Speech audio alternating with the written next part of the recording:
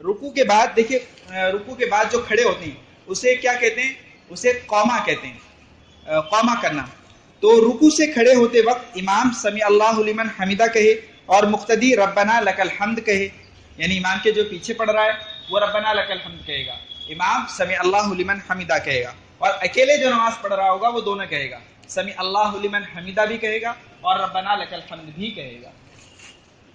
رکوع سے کھڑے ہوتے ہوئے اتنے سیدھے کھڑے ہوں کہ جسم میں کوئی خم یعنی ڈھیلا پن باقی نہ رہے، سیدھے کھڑے ہونے، اور قومے میں نظر حالت قیام کی طرح سجدے کی جگہ پر رکھیں۔ جیسے قیام کرتے ہیں جب قرات کی جاتی ہے اس وقت کھڑے ہونے کو قیام کہتے ہیں، تو قیام میں جیسے سجدے کی جگہ پر نظر ہوتی ہے ایسے ہی قومے میں بھی نظر کہاں ہونی چاہیے؟ سجدے کی جگہ پر۔ اور اب سنیے، سجدے میں جاتے وقت اللہ اکبر کہتے ہوئے سجدے میں جائے۔ بہتر طریقہ یہ ہے کہ جب جانا شروع کرے تو اللہ اکبر کہنا شروع کرے، سجدے میں پہنچ گیا تکبیر بھی پوری ہو جانی چاہیے، اللہ اکبر، وہ تھوڑا لمبا کھینچے گا، اس کو ایسے ہی کھینچنا چاہیے۔ دیکھیں اس میں کوئی ادغام اور غننے والی جگہ ہے ہی نہیں، صرف لام پر تشدید ہے، البتہ اس پر کھڑا زبر آتا ہے، اسی کو آپ کھینچ سکتے ہیں۔ بعض لوگ کہتے ہیں اللہ اکبر، تو یہ درست نہیں ہے، ال میں کھینچنے والی کوئی چیز نہیں ہے، کیسے کھینچیں گے آپ اس کو؟ تو کیا کھینچنا چاہیے؟ اللہ اکبر، سمجھے؟ تو جہاں سے جانا شروع کیا وہاں سے کہنا شروع کیا، جب پہنچ گئے تو وہ تکبیر بھی پوری ہو جانی چاہیے۔ بعض لوگ پہنچ جاتے ہیں تب تک ان کا چلتا رہتا ہے، تو یہ اچھا طریقہ نہیں ہے۔ سجدے میں اس طرح جانا چاہیے کہ گھٹنوں کو موڑ کر سینے کو آگے جھکائے بغیر زمین کی طرف جھکیں، جب گھٹنے زمین پر ٹک جائیں اس کے بعد سینے کو جھکائیں، اس سے پہلے سینے کو نہ جھکانا چاہیے حتیٰ کہ کوئی عذر ہو، یعنی اصل میں بدن کا جو حصہ زمین کے جتنا قریب ہے اس کو پہلے زمین پر رکھا جاتا ہے، تو پاؤں کے بعد سب سے پہلا گھٹنے، اور گھٹنے کے بعد ہاتھ، اور ہاتھوں کے بعد ناک، اور ناک کے بعد پیشانی ماتھا، اور جب اٹھیں گے تو اس کا اپوزٹ، پہلے پیشانی اٹھائیں گے، پھر ناک اٹھائیں گے، پھر ہاتھ اٹھائیں گے، پھر گھٹنے اٹھائیں گے، اور گھٹنے زمین پر جانے سے پہلے اپنا اوپر کا حصہ نہیں جھکانا چاہیے، بہتر طریقہ یہ ہے۔ اور جو یہ ترتیب میں نے بتائی اس طرح کرنا چاہیے۔ لیکن کوئی عذر ہے، معذور ہے، کمر کا کوئی مسئلہ ہے یا اور کوئی مسئلہ ہے، ہڈیوں میں کسی کو تکلیف ہے، تو وہ گھٹنے سے پہلے ہاتھ رکھتا ہے تو کوئی حرج کی بات نہیں، عذر ہے اس کو، لیکن اصل طریقہ یہ ہے۔ اس کے بعد پہلے ہاتھ یہ میں بتا چکا ہوں، پھر سجدے میں سر کو دونوں ہاتھوں کے درمیان اس طرح رکھیں کہ دونوں انگوٹھوں کے سرے کانوں کی لو کے برابر ہو جائیں۔ کانوں کی لو، یہ ہاتھوں کے جو یہ انگوٹھے کے جو سرے ہیں نا، تو یہ ایسے یہ کانوں کی لو کے برابر ہو جائے۔ جیسے تکبیر کہتے ہیں، پہلی تکبیر، تو اس میں جیسے ہاتھ اٹھاتے ہیں تو جتنی اونچائی تک، تو اسی طرح سے کانوں کے پیریلل ہاتھ کے انگوٹھے آ جائیں، تو اس کا خیال رکھنا چاہیے۔ اور دونوں ہاتھوں کے درمیان میں سجدہ کرنا چاہیے، یعنی بہت دور دور ہاتھ نہیں رکھنے ہیں، اس وقت قریب قریب رکھنے ہیں، اور اس کے درمیان میں چہرہ رکھ کر سجدہ کرنا ہے۔ انگلیوں کا رخ بھی قبلے کی طرف ہو، یعنی اس طرح نارتھ اور ویسٹ میں نہیں ہو بلکہ قبلے کی طرف ہونا چاہیے۔ مردوں کی کوہنیاں بھی زمین سے اٹھی رہنی چاہیے، عورتوں کی طرح زمین پہ نہیں جھکانی چاہیے۔ عورتوں میں اور مردوں میں یہ فرق ہے کہ عورتیں زمین پر بچھائیں گی اور مرد ذرا کھڑا رکھے گا، اور دونوں پہلوؤں سے بازو الگ رہنے چاہیے، یہ حصہ جو ہوتا ہے یہ پہلو کہلاتا ہے، تو ہاتھ بازو پہلو سے الگ رہنے چاہیے، یعنی ذرا سا دور رکھیں۔ البتہ جماعت کی نماز میں یا پاس میں کوئی دوسرا آدمی نماز پڑھ رہا ہو تو اس صورت میں کوہنیوں کو دائیں اور بائیں اتنا نہ پھیلائیں کہ پاس والوں کو تکلیف ہو، تھوڑا سا دور رکھنا چاہیے لیکن اتنا پھیلانا کہ پاس والے کو تکلیف ہو رہی ہے، چاہے سنت پڑھ رہے ہیں، جماعت میں تو بہت قریب ہوتا ہے آدمی، سنت میں تو تھوڑا دور ہو سکتا ہے، تو خیال رکھیں کہ کسی کو ہماری وجہ سے تکلیف نہ ہو۔ سجدے کی حالت میں وزن دونوں ہاتھوں کی ہتھیلیوں پر رکھنا چاہیے، رکوع میں ہاتھوں کی انگلیوں پر اور سجدے میں ہاتھوں کی ہتھیلیوں پر وزن ہونا چاہیے۔ یہ جو آپ جاتے ہیں نا جیم میں، اگر آپ صحیح طور پر نفل نماز پڑھنے لگیں تھوڑی زیادہ تعداد میں تو انشاءاللہ کہیں جانے کی ضرورت نہیں پڑے گی۔ آپ نے حضرت حسین رضی اللہ عنہ کے بارے میں بڑے سنے ہیں کارنامے کہ کربلا میں جو کچھ کیا، تو پتہ ہے آپ وہ کون سی جم جاتے تھے؟ ان کے بارے میں لکھا ہے ان کی بایوگرافی میں کہ حضرت حسین رضی اللہ عنہ روزانہ 1000 نفل نمازیں پڑھتے تھے۔ ہمارے پاس 1 گھنٹہ جیم جانے کے لیے تو ہے، لیکن ہمارے پاس اگر ہم کہہ دیں کہ 6 رکعت اوابین پڑھیے، 20 سال کی عبادت کا ثواب ملتا ہے، اس کے لیے ٹائم نہیں ہے۔ ابھی رمضان شریف آ رہا ہے، آپ دیکھیے کہ رمضان میں بھی جو اس کے فٹنس کے دیوانے ہیں وہ سب جائیں گے. اگر اور کوئی موقع نہیں ملے گا تو تراویح کے بعد جائیں گے، لیکن جائیں گے ضرور. اور ان کو کہہ دو، انہی کو جو وہاں 1 گھنٹہ اور 2 گھنٹہ اتنا وزن اٹھا کر اپنا پسینہ نکالتے ہیں اور انہی کو ایک پارہ پڑھنا بھاری پڑ جاتا ہے کہ امام صاحب ذرا جلدی جلدی پڑھو نا، کتنا ٹائم لگاتے ہو.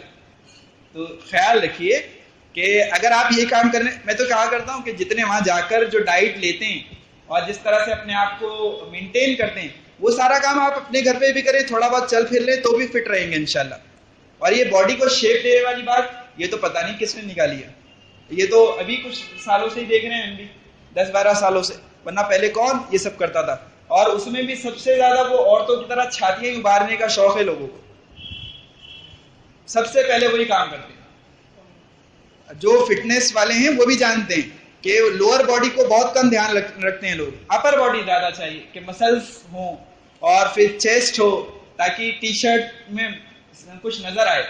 تو حضرت نبی کریم صلی اللہ علیہ وسلم کے بارے میں جو شمائل محمدیہ، یعنی آپ کا جو ڈسکرپشن ملتا ہے احادیث میں، تو وہ تو یہ ہے کہ حضور کا سینہ اور پیٹ برابر تھا، اور آپ سے زیادہ خوبصورت اس دنیا میں نہ کبھی ہوا، نہ ہے، نہ ہو سکتا ہے. تو سجدے کی حالت میں وزن دونوں ہاتھوں کی ہتھیلیوں پر رکھنے چاہیے، رانوں اور پیٹ کو الگ الگ رکھنا چاہیے. انشاءاللہ کبھی مستقل فٹنس اور جم کے بارے میں بھی، جس کو آپ لوگ کہتے ہیں کہ کلاس لیں گے، تو کلاس نہیں لوں گا، انشاءاللہ کچھ باتیں سمجھانے کی کوشش کروں گا. پورے سجدے میں ناک اور پیشانی کو زمین پر ہی رکھنا چاہیے، اٹھنے نہ پائے. دونوں پاؤں اس طرح کھڑے رکھیں کہ ایڑیاں اوپر ہوں اور پیروں کی تمام انگلیاں اچھی طرح مڑ کر قبلے کی طرف ہو جائیں. پوری انگلیاں مڑ جائیں اور قبلے کی طرف ہو جائیں. جس کو اس پر قدرت نہ ہو، کسی وجہ سے کمزور ہو یا کوئی اور مسئلہ ہو تو الگ بات ہے. سجدے میں زمین سے پاؤں کا نہ ہٹنا یہ بھی ضروری ہے. اگر ایک لمحہ بھی پاؤں زمین پر نہیں رہے گا تو سجدہ نہیں ہوگا، سجدہ نہیں ہوگا تو نماز نہیں ہوگی. سجدے کی تسبیحات میں کم سے کم 3 مرتبہ سبحان ربی الاعلیٰ پڑھیں، اور باقی اگر اکیلے نماز پڑھ رہے ہو تو چاہے 5 بار پڑھیں، 7 بار پڑھیں، اور نمبر ہو تو جتنا زیادہ چاہے پڑھ سکتے ہیں. البتہ امام ہو تو 5 سے زیادہ نہ کرے، اس لیے کہ تاکہ مقتدیوں کو تکلیف نہ ہو. اس کے بعد جو بیٹھتے ہیں اسے کہتے ہیں جلسہ. پہلا سجدہ کر کے اللہ اکبر کہتے ہوئے بیٹھ جائیں. ایک سجدے سے اٹھ کر اطمینان سے دوسرا سجدہ کریں. اگر ایک سجدے سے اٹھے نہیں ٹھیک سے اور دوسرے میں چلے گئے تو یہ نماز نہیں ہوگی اس کی، اس لیے کہ ٹھیک سے بیٹھ جانا یہ واجب ہے، تعدیل ارکان واجب ہے. اور تعدیل ارکان کو جان بوجھ کے چھوڑ دینا، یعنی واجب کو جان بوجھ کے چھوڑ دینے سے سجدہ سہو سے بھی نماز نہیں ہوتی، اور وہ نماز ہی نہیں ہوگی، پھر سے پڑھنی پڑے گی اسے. جلسے میں بایاں پاؤں بچھا کر اس پر بیٹھیں اور دایاں پاؤں اس طرح کھڑا کریں کہ انگلیاں مڑ کر قبلے کی طرف ہو جائیں. مردوں کے بیٹھنے کا یہی طریقہ ہے، عورتوں کا طریقہ الگ ہے. ہمارے یوٹیوب پر جو چینل ہے الفلاح اسلامک فاؤنڈیشن یا ندیم احمد انصاری، اگر ہمارا نام ٹائپ کریں وہاں تو عورتوں کی نماز میں کیا فرق ہے اس کی ایک کلپ آپ کو الگ سے مل جائے گی. مردوں کا طریقہ یہاں بیان کیا جا رہا ہے کیونکہ یہاں پر عورتیں نہیں ہیں. بیٹھتے وقت دونوں ہاتھوں کو رانوں پر اس طرح رکھیں کہ ہاتھ رانوں کے آخری سرے کے ابتدائی کنارے پر پہنچ جائیں، اور اس وقت یعنی جلسے میں اپنی نظر گود میں رکھیں. جلسے میں بھی سکون اور تعدیل ارکان کا خیال رکھیں، بہت جلد بازی نہ کریں. اس کے بعد دوسرا سجدہ کریں اور دوسرے سجدے سے بھی اللہ اکبر کہتے ہوئے اٹھیں. قاعدے میں اب جو بیٹھیں گے، اتحیات میں جو بیٹھتے ہیں اسے کہتے ہیں قاعدہ.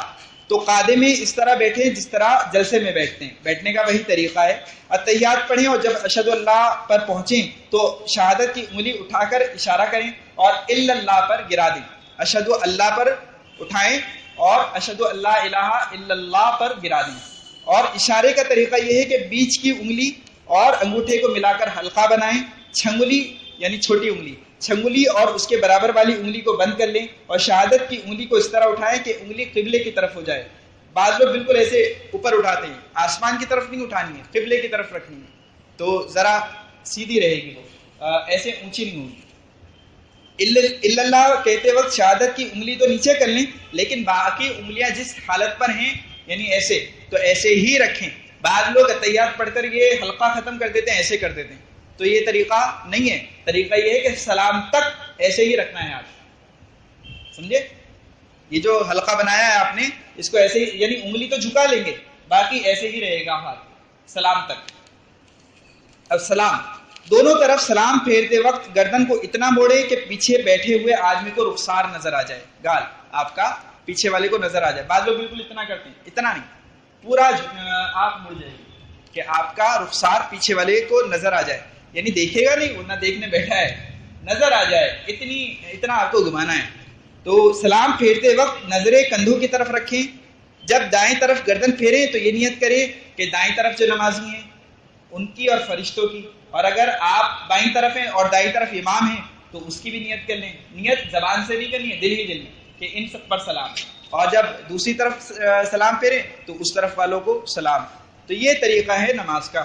الحمدللہ یہ نماز کا بھی آج طریقہ مکمل مصنون طریقہ آج آپ کے سامنے پیش کر دیا گیا.